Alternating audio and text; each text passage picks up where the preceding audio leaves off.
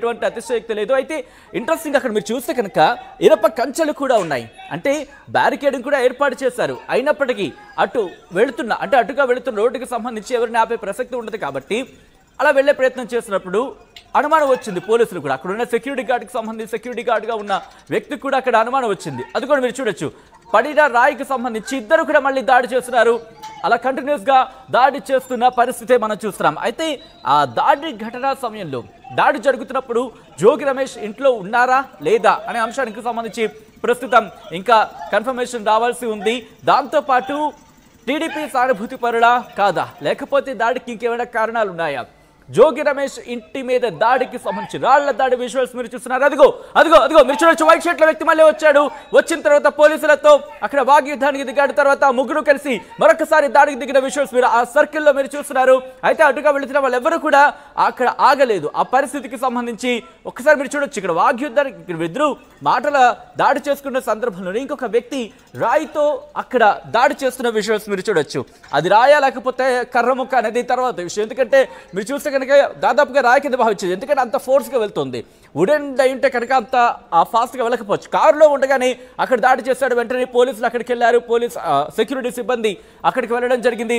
వెళ్ళిన తర్వాత నువ్వెవరో ఎందుకు దాడి చేస్తున్నావు కూడా దాదాపుగా అక్కడ వాళ్ళిద్దరికీ మాటల యుద్ధం జరుగుతోంది. సెక్యూరిటీ గార్డ్కి ఉన్నది ఒక్క సెక్యూరిటీ గార్డ్ కావడంతో వాళ్ళిద్దరిని అక్కడ కంట్రోల్ చేయడం కష్టతరమైందనే చెప్పుకోవాలి. అయితే ఒక వ్యక్తిని పట్టుకునే ప్రయత్నం చేసినప్పుడు ఇంకొక వ్యక్తి వచ్చాడు. ఇలా ఒకరితో మాట్లాడే సమయంలో ఇంకొక వ్యక్తి దాడి చేయడం, అలా కంటిన్యూస్ దాడి కంటిన్యూ అయింది. మాజీ మంత్రి జోగి రమేష్ ఇంటి మీద రాళ్ల దాడి ప్రస్తుతం సంచలనంగా మారింది. ఈ నేపథ్యంలో అక్కడ పోలీసు భద్రతను పెంచినట్టుగా తెలుస్తోంది. ఇప్పటికీ ఇనప కంచెలతో ప్రహరీ సంబంధించి అక్కడ అంటే బ్యారికేడింగ్ ఏర్పాటు చేసినప్పటికీ కూడా ఈ దాడి జరగడం నేపథ్యంలో ప్రస్తుతం అదుగో మీరు చూడొచ్చు. అటుగా వెళ్తున్న ఆటోకి ఒక్కసారిగా నివ్వెరపోతున్నారు వాళ్ళు. ఎందుకంటే ఎవరు దాడి చేస్తున్నారు, ఎందుకు దాడి చేస్తున్నారు అర్థం కాకూడదు. వాళ్ళు అక్కడ నివ్వెరపోయి ఆటో ఆపేసిన పరిస్థితి మనం చూస్తున్నాం. అయితే అక్కడ సెక్యూరిటీ గార్డ్ జోగి రమేష్ ఇంటి సెక్యూరిటీ గార్డ్ నిలువరించే ప్రయత్నం చేశాడు, కానీ ఎక్కడ ఆగిన పరిస్థితి లేదు. ఈ నేపథ్యంలోనే వెంటనే పోలీసులకు సమాచారం అందించారు. దీంతో భద్రతను అక్కడ పెంచడం జరిగింది. జోగి రమేష్ ఇంట్లో ఉన్నారా లేదా అనేది ఇంకా తెలియాల్సి ఉంది. ఈ ఘటన నేపథ్యంలో వైసీపీకి సంబంధించిన కార్యకర్తలు కూడా అక్కడికి చేరుకుంటున్నట్టుగా తెలుస్తోంది. ఈ అంశాన్ని ముఖ్యమంత్రి దృష్టికి తీసుకెళ్లే అవకాశం కూడా ఉందనే చెప్పుకోవచ్చు. ఎందుకంటే మాజీ మంత్రి ఇంటి మీద దాడి అంటే కనుక అది దాదాపుగా ముఖ్యమంత్రి దృష్టికి వెళ్ళే అవకాశం ఉంటుంది. అయితే ఈ నేపథ్యంలోనే పోలీసులు అక్కడ భద్రతను మరింత కట్టుదిట్టం చేశారు. ఎందుకంటే ఇటు ముఖ్యమంత్రి చంద్రబాబు ఎప్పుడో చెప్పారు, మేము కక్ష సాధింపు చర్యలకు దిగవంటూ కార్యకర్తలు కూడా సంయమనం పాటించాలన్నారు. ఈ నేపథ్యంలోనే ఇంతకీ వీళ్ళు టీడీపీ సానుభూతి పరులా కాదా అనేది ఇంకా తెలియాల్సింది, నాయకులా కాదా అనేది ఇంకా తెలియాల్సి ఉంది. పోలీసుల ఇన్వెస్టిగేషన్ జరుగుతోంది. కేవలం రాజకీయ అంశంలోనే ఏమైనా ఇష్యూస్ ఉన్నాయా, లేకపోతే ఏమైనా ఇంకా వేరే కారణాలు ఏమైనా ఉన్నాయా? ఈ అన్ని అంశాలకు సంబంధించి అన్ని కోణాలు కూడా పోలీసుల దర్యాప్తు జరుగుతోంది. ఒక్కసారి ఆ కారు నెంబర్ మీరు చూడొచ్చు. సుజుకి బిజైర్కి సంబంధించి వెహికల్ ఏపీ 39 నెంబర్ మీరు ఏపీ 39 KD 3267 వాహనంలో కిందకి దిగారు. దిగిన తర్వాత బ్యాక్ టు బ్యాక్ రాళ్ల దాడి చేశారు. ఈ నేపథ్యంలో ఒక్కసారిగా అక్కడ ఏం జరుగుతుందో అర్థం కాక మిగతా వాళ్ళు ఆశ్చర్యపోతున్న అటుగా వెళుతున్న వాళ్ళు ఒక్కసారిగా షాక్ గురైన పరిస్థితి. మా ప్రతినిధి రాజేష్ అప్డేట్స్ అందించేందుకు ఫోన్లో కంటిన్యూ అవుతున్నారు. రాజేష్, ప్రస్తుతం ఎంతమంది బలగాలు అక్కడికి చేరుకున్నాయి? ఆ ఇద్దరు వ్యక్తులని ఇప్పుడు పోలీసులు అదుపులోనే ఉన్నారా, లేకపోతే ఇంకా ఎవరైనా ఉన్నారనే కోణంలో, లేకపోతే తప్పించుకునే ప్రయత్నం చేశారా, లేకపోతే ఇంకా దీనికి సంబంధించి ఇన్వెస్టిగేషన్ ఎంతవరకు వచ్చింది?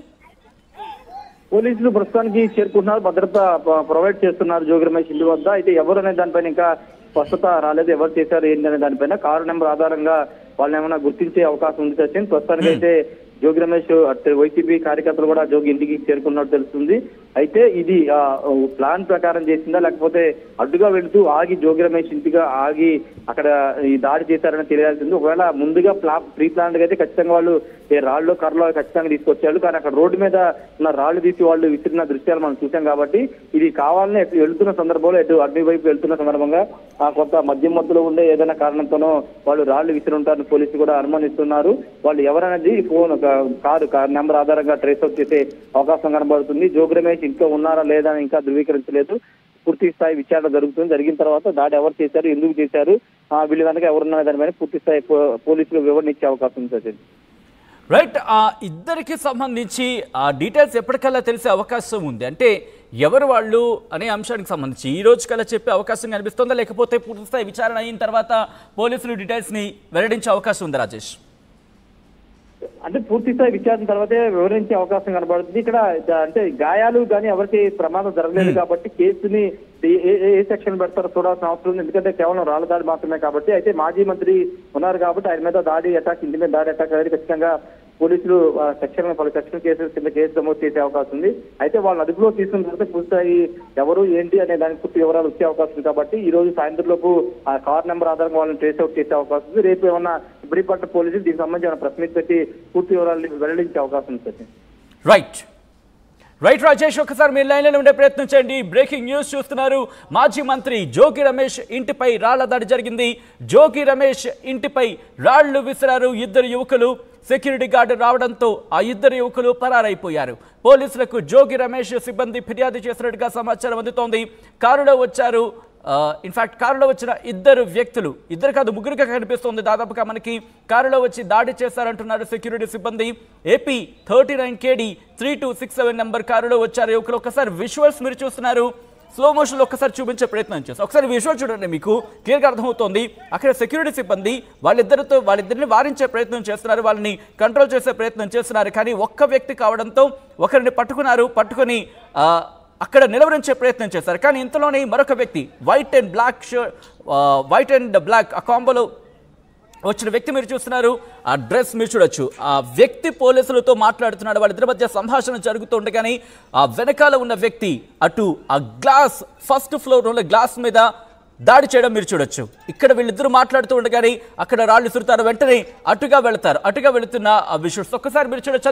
అదిగో ఆ రాళ్ళతోనే ఒక్కసారి మీరు చూడొచ్చు. ఎంత పెద్ద దాడి ఏదో మీరు అర్థం చేసుకోవచ్చు. ఆ గేటుకు కూడా తగిలింది. ఆ గేటుకు తగిలిన తర్వాత పైకి వెళ్ళిన ఆ రాళ్లకు సంబంధించి ఆ విజువల్ మీరు చూస్తున్నారు. ఆ రాళ్లతోనే వాళ్ళు దాడి చేశారు. అటుగా వెళుతున్న ఆ అంత పెద్ద రాళ్ళు వాళ్ళకి ఎక్కడ దొరికాయి అనేది ఫస్ట్ క్వశ్చన్. ఎందుకంటే రోడ్డు మీద సాధారణంగా ఈ స్థాయిలో రాళ్ళు మనం చూడం, బహుశా పక్కన ఉంటాయి. అయితే వాళ్ళ వెంట రాళ్ళు తెచ్చుకున్నారనే చెప్పుకోవచ్చు. ఎందుకంటే మాజీ మంత్రి ఇంటి దగ్గర ఎటువంటి వాతావరణం ఉంటుందో సాధారణంగా మనం చూస్తూ ఉంటాం. అక్కడ దాదాపుగా నార్మల్గా ఉంటుంది రోడ్డు, కానీ ఆ సైజులో రాళ్ళు, ఎందుకంటే దాదాపుగా మనకి చెయ్యి పట్టేంత